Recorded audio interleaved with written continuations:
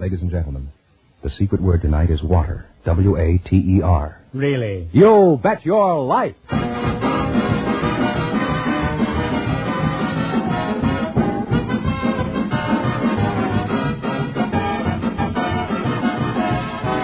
The DeSoto Plymouth Dealers of America present Groucho Marx in You Bet Your Life, the comedy quiz series produced and transcribed from Hollywood.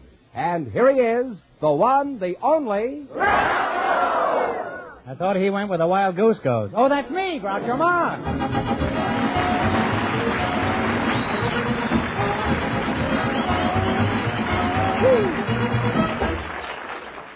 Thank you. Well, here I am again with $1,000 for one of our couples tonight. George Fenneman, who's first?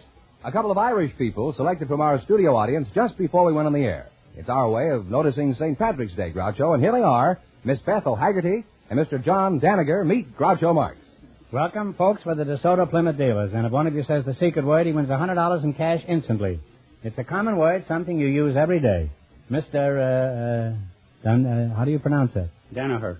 Danaher. Yes. What do you got that G in there? Just to fool people? That's a real Irish name, huh? Real Irish, I bet your life. It's a real Irish name. And we got a plug for the show, too. Where are you from, Paddy, me lad? I'm from Roscommon on the banks of the Shannon in the west part of Ireland. Mm-hmm. Well, it sounds pretty authentic, huh? How long since you were in Ireland? 42 years. And after all these years, you still have a touch of the old sod? You betcha. Yes, sir. Have you tried Fell's Naphtha and a good stiff brush?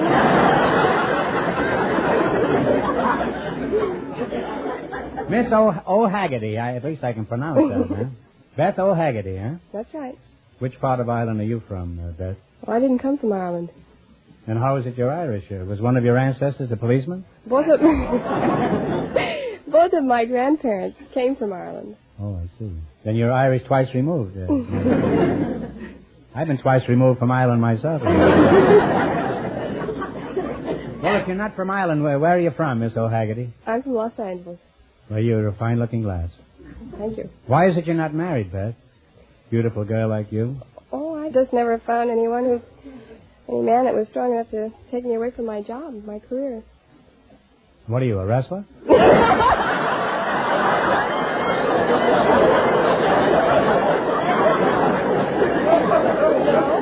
No. What is this tenacious job that you stick to like adhesive tape, huh? Well, at present, it's secretary in the tax and insurance department at Paramount. Yeah, I was there a couple weeks ago. I did a scene in Bing Crosby's picture, Mr. Music. You didn't see me tripping the light fantastic there. Well, my job doesn't have much contact with the talent. Well, mine doesn't either. But nevertheless, I'm in that picture. How old are you, Mr. Doniger?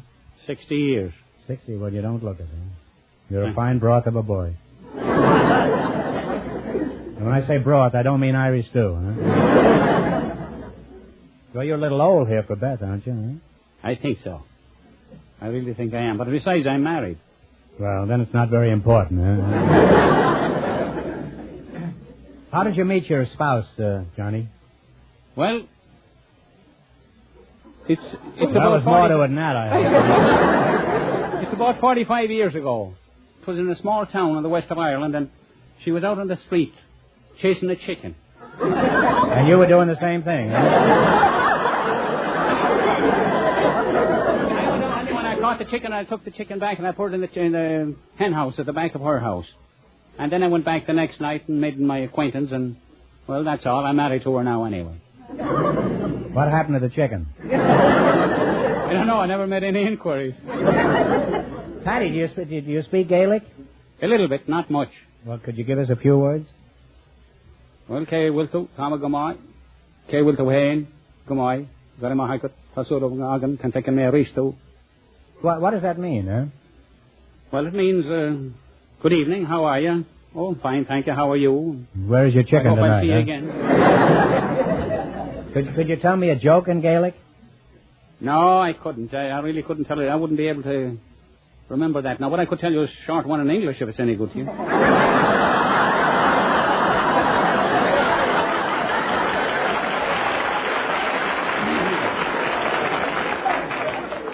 Well, frankly, we could use a joke about here. Let's hear the one in English, huh? Well, don't make the English too good, or I won't understand it. This isn't about the English. It's in the English language. Oh, yeah, I know. Yeah. It's about Pat that was up on the 4th floor in a building and was on fire. And he shouted to Mike down on the sidewalk, and he says, Mike, I'm going to jump. Catch me. So he flopped down on the sidewalk, and Mike jumped away from him, and he flopped on the sidewalk and was stretched out. And he says, say, why didn't you catch me? He says, I was waiting to see if you'd bounce.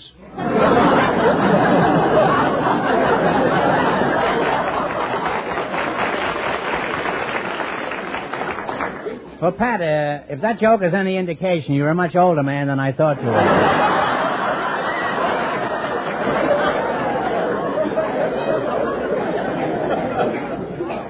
Tell me, Mr. Donay, have you ever seen a leprechaun, huh? No, I've never seen a leprechaun. What is a leprechaun? Is it anything like a republican? No, they're imaginary people. Well, that's a republican, all right. They're imaginary people these days, too. Tell me, how do you usually celebrate St. Patrick's Day, Johnny? Oh, take a couple of nips or something like that. Hang around the rest of the day and take it easy. Well, what's the real reason you Irish celebrate St. Patrick's Day? Well, because St. Patrick is the patron saint of Ireland, and he drove the snakes out of Ireland. And where are they now? Huh? And then after a nip or two, I suppose they all came back again, right? Well, after talking to you two, all I can say is a happy St. Patrick's Day to you both. Now, in just 1 minute, you're going to work together for a chance at $1,000. You bet your life.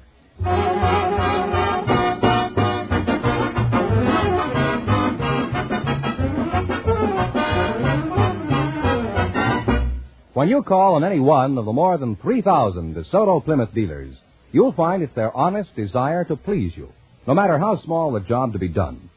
The DeSoto Plymouth dealers offer you the benefit of not only the best tools and equipment, not only the factory-trained mechanics, but they also feel it's important to be courteous, to give their customers a square deal. That's their creed, their way of doing business. So no matter where you drive, remember there are DeSoto Plymouth dealers anxious to serve you. And remember, all dealers who sell DeSoto also sell Plymouth.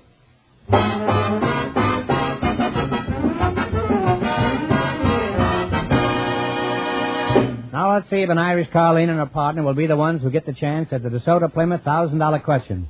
Fenneman, bring them up to date on the rules. Each of our 3 couples has $20. They bet as much of that 20 as they want on each of 4 questions. The couple that earns the most money gets a chance at the $1,000 question at the end of the show. Our other 2 couples are in a waiting room off stage, so they don't know what's going on out here. Here we go. Let's see how high I can build you $20. You selected capitals of foreign countries as your category. Is that correct? Okay, now you have $20. How much are you going to risk? 10. What is the capital city of Denmark? Oslo. Is that the answer you two agree upon? Do you agree with that, Beth? One answer between you now. I'm sorry, it's Copenhagen. Now remember, you're going for $1,000 tonight. How much of the $10 will you bet? 5. What is the capital city of the Netherlands?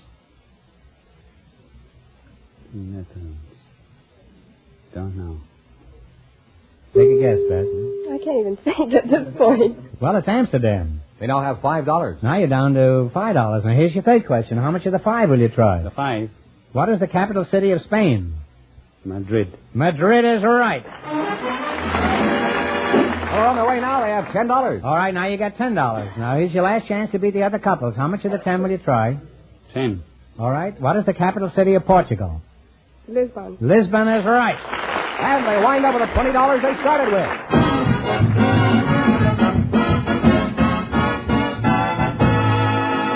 Thanks and good luck from the DeSoto Plymouth dealers. Now, don't go away. You may get a chance at the big question. Groucho, the secret word is still water. Perhaps the next couple will say it. They're a barber, Mr. Arthur Fredman, and a housewife, Mrs. Dorsey Ridgely, selected by our studio audience just before we went on the air. And here they are, folks. Meet Groucho Marx. Welcome to You Bet Your Life. And if one of you says the secret word at any time, he wins $100 in cash instantly. It's a common word, something you use every day. A barber and a housewife, eh? Mr. Friedman, you're the barber, I presume, huh? That's right.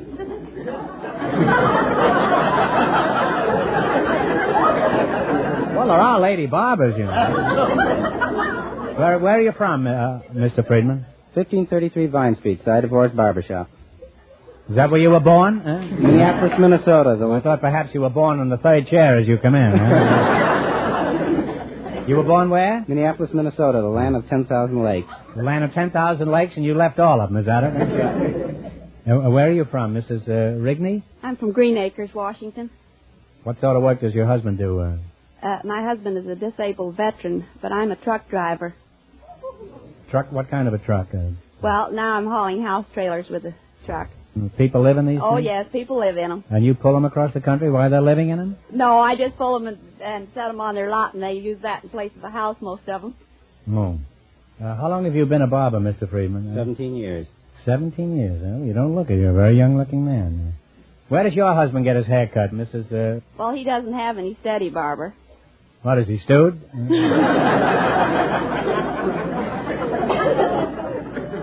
Do your customers ever ask you what's a good way for a man to save his hair, Mr. Friedman? Yes, they do. Well, what do you tell them? Put it in the cigar box.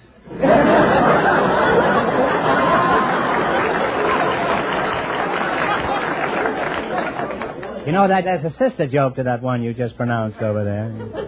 The one where the fellow writes in and says, how do you avoid falling hair? And the fellow writes back, step nimbly to one side. You know, incidentally, I know of a hair tonic that'll grow hair in a frying pan. But who wants a hairy frying pan? No joke, but then this is a very old frying pan. How did you get to be a barber? Did you start out when you were a little shaver? Went to barber college. Huh? I went to barber college. You went to barber college? Yes.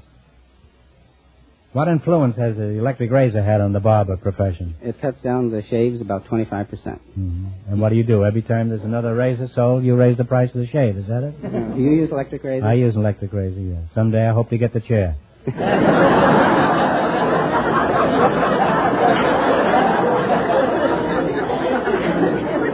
You know, there's something I've always wanted to know. Where do you get all these old magazines for your customers? We don't have old Do you magazines. buy them from dentists? We don't have...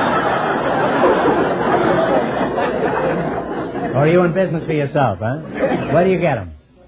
You don't have old magazines? No. Well, if one of your customers brings in the latest issue of Look magazine, be sure to see it, will you? There's a flattering piece about me and our show in the current Look magazine. And maybe it'll help them forget that they just lost your ears in your barber shop. Huh? Why is it women don't get bald as often as men, Mr. Friedman? Well, the female is different than the male.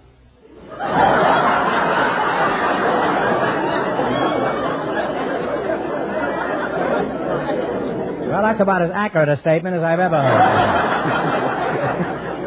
Nobody is more aware of that than I am, Mr. Friedman. Well, now, let's see if a professional clipper like you can clip an old cut-up like me for $1,000. Now, you beat the other couples, and you earn the chance at the big question. I can't tell you how much our first couple won, but Fenneman's offstage to remind our listeners. The Irish couple won $20. Here we go. Let's see how high I can build you $20. You selected songs about anatomy as your category. Is that right? That's right. Now, you have $20. Here's your first question. How much of the 20 will you try? 10. What's the name of this song? Okay, Jerry.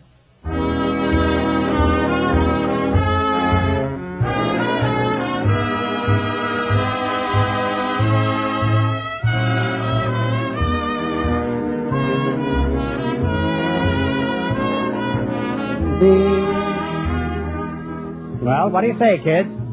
What do you say? I'm If the sorry. smoke gets in your eyes, huh? Now, remember, you're going for $1,000 tonight. That's the big prize anyway. Now, how much of the $10 will you try? 5. $5. Give me the title of this song. Play, Jerry. Tiptoe Through the Tulips is right, huh? They now have $15. All right, now you got $15. How much of the 15 will you try? 10. Okay, here's your third question. Let's see if you can identify this one for $10.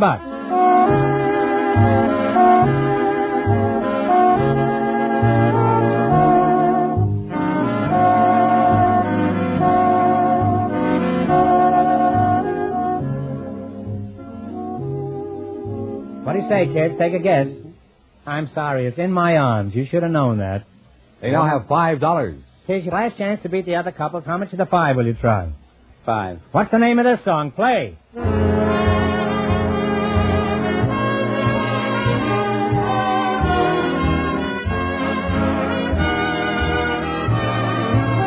a guess.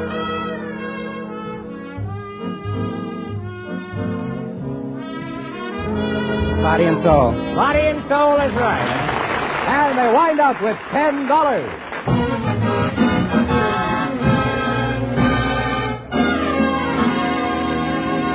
Thanks and good luck from the DeSoto Plymouth dealers. Now, in just a minute, our last couple will try for the chance at $1,000. Fenneman, who's ahead? Well, the Irish couple is leading with $20. And the secret word is still water. Perhaps the next couple will say it. We invited some collectors from the Bureau of Internal Revenue and some Hollywood business managers to the show tonight. And just before we went on the air, our studio audience selected collector William Kenny and manager Maurice Dolman. Gentlemen, meet Groucho Marx. Welcome, gents, to You Bet Your Life. And if one of you says the secret word, he wins $100 in cash instantly. It's a common word, something you use every day. A business manager and an income tax collector. Is that right, Mr. Kenny? That's right. You're the income tax man, huh? Yes, I am. I recognize you by your short form, huh? Where are you from, Mr. Kenny? I'm from Miami, Florida. How long have you been an income tax collector? About 7 months. How did you happen to go into this nefarious trade, huh? Well, I took the examination in Florida, and I wanted to come to California. Well, you know, you can live in California without being with the Revenue Department, huh? Although it's not easy. What prompted you to become an income tax man? I mean, what did you do prior to that? I was a bank examiner for the federal government. Do you have a nickname, Mr. Kenny? Yes, What is it? at school they call me Frog.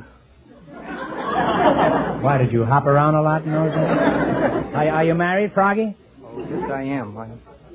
And how helpful is marriage from the income tax standpoint? Well, this year, wife is worth $600. Well, everything's inflated these days. Is that alive, Mr. Kenny, or... Has to be alive, huh? She must be alive at the time of filing.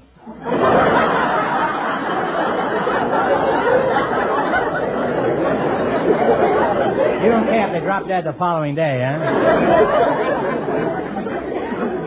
How about children? What are they worth?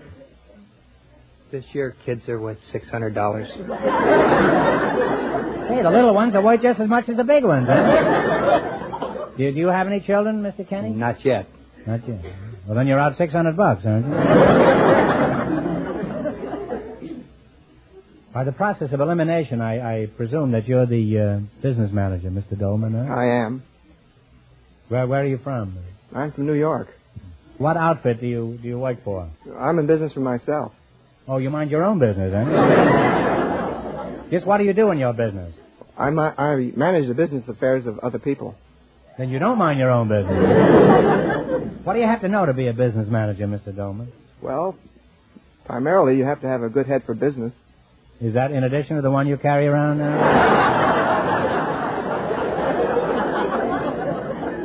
Well, Froggy, let's get back to you, huh? You're standing there dreaming of somebody you're going to soak tomorrow, huh? Specifically, what is your job with the Income Tax Department or the Bureau of Internal Revenue? Well, Pretty fancy name for a crooked outfit, huh?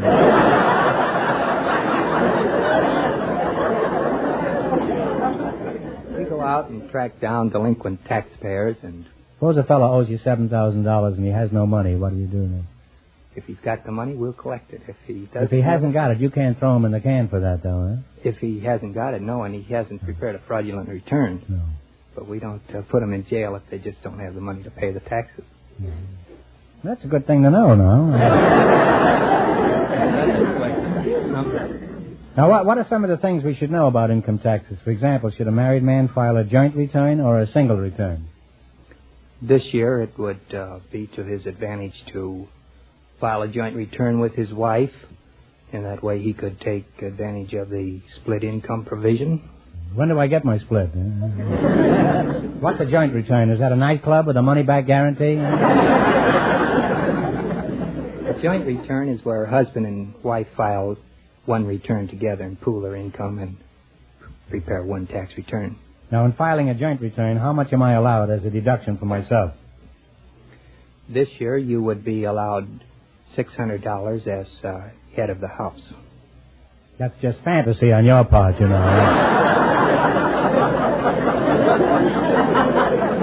I'm no more the head of the house than you are a frog, Mr. Kennedy. How about Mr. Dolman over here? Does he get another $600 off because of his extra head for business?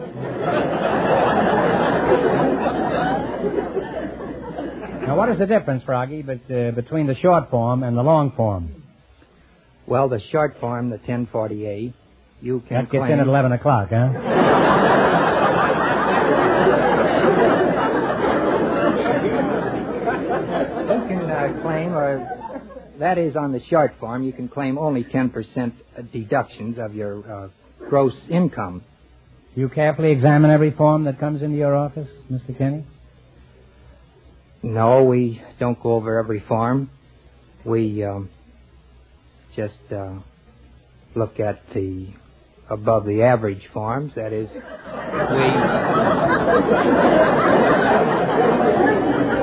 You mean the ordinary form you don't pay any attention to? Well, would you like me to come down and just look at the average form for you? I'm not as calloused as you are, you know. Why don't you examine every form? Well, we just don't have the personnel to go over every form that goes in the office. But in regards to that, I want to add that we do pay particular attention to the forms that go into big figures.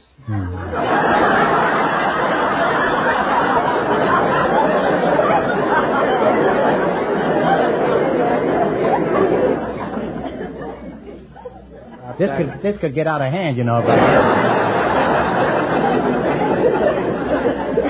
You must have an army of bookkeepers to go over all those forms. How long does it take you? Well, it doesn't take long. We have a huge machine that is really a mechanical brain.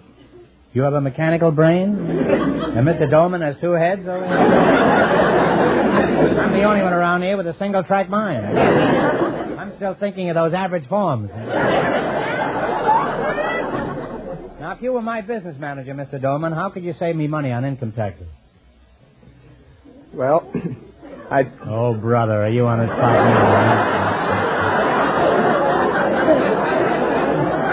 I can see the handcuffs sticking out of his back pocket. I'll bring you an apple pie with a saw in it in the morning. well, what we do is keep proper record of your deductions. Uh-huh.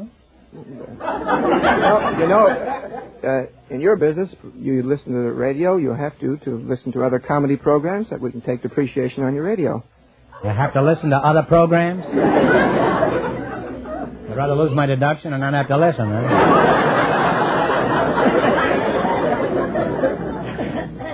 Now, suppose I was thinking of hiring you to help me take care of my business affairs, Mr. Dolman. I haven't any, but just pretend, huh? What would you want to know about me? Well, first, I'd want to know if you were honest. If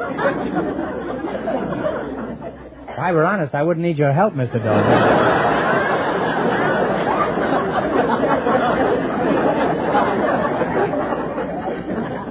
Well, between the two of you, you succeeded in confusing all three of us. Now, you're going to try for a chance at $1,000. You beat the other two couples, and that's all you have to do. You're pretty smart fellas. I can't tell you how much they won, but Fenneman's going to remind our listeners. The Irish couple is ahead with $20. Here we go. Let's see how high you can build your $20. You selected instruments played by orchestra leaders as your category. Now, here's your first question. You have $20. How much will you try? We'll try for 10. Okay. What instrument does Harry James play? Trumpet. Trumpet is right. Off to a good start. They have $30. I want to warn you of one thing, boys. You know, if you win any money here tonight, you've got to put it on your tax. Remember, you're going for $1,000 tonight. Now, how much of the 30 will you try? 20. What instrument does Gene Krupa play? Drums. The drums is right, huh? They're climbing now. They have $50. All right, you got $50. Here's your third question. How much of the 50? 40. What instrument does Tommy Dorsey play? Trombone. Trombone is right. They're way up there now. They have $90. Well, you slid right into that one with the trombone. Now, you got $90. Here's your last chance to beat the other couples. How much will you bet? Shoot the works. What instrument does Carmen Cavallero play? Piano. The piano is right. And they wind up with $180. And that means the tax man and the business manager get the chance at the DeSoto Plymouth $1,000 question.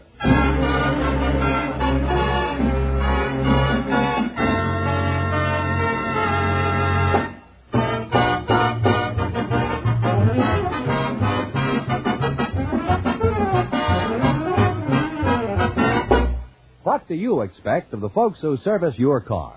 Efficient service? Courteous service? Service at a fair price? Well, you get them all when you visit one of the more than 3,000 DeSoto Plymouth dealers. You'll find they're not only ready and willing, but able to give your car the very best in service. And that goes for the major repair jobs as well as the simpler ones. DeSoto Plymouth dealers have factory-trained mechanics who know cars inside and out, no matter what make or what year it happens to be. And in the hands of these expert mechanics are the most modern tools and equipment made. Yes, that's the kind of top service you can count on when you drive your car in at the sign of any authorized DeSoto Plymouth dealer.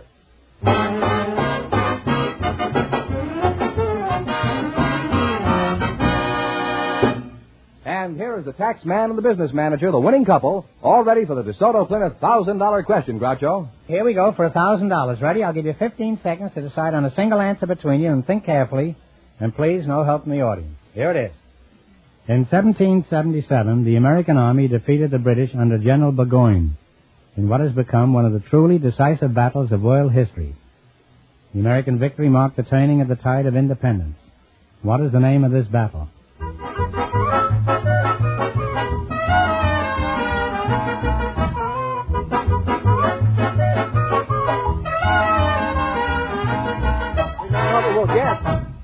Okay, now what is the answer you two have decided upon, and talk right up into the microphone? Battle of Yorktown? No, I'm sorry. It's the battle of Saratoga. Yeah. Huh? I'm sorry, that's the correct answer, so that means the big question next week will be worth $1,500. Well, you lost the big money, but you won how much? $200, $180 in cash? Congratulations, and thanks to both of you.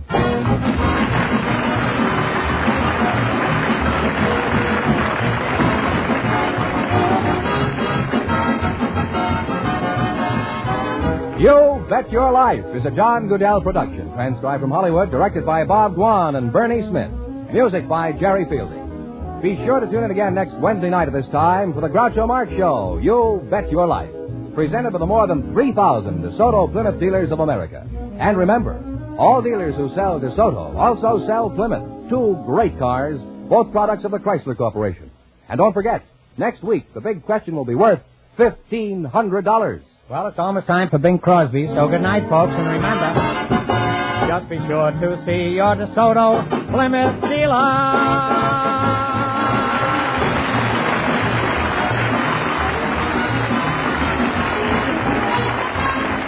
Folks, here's a reminder. Meeting human needs is the objective of all Red Cross services. Respond willingly to the 1950 Red Cross Fund campaign. Remember, you're not giving to, but through the Red Cross.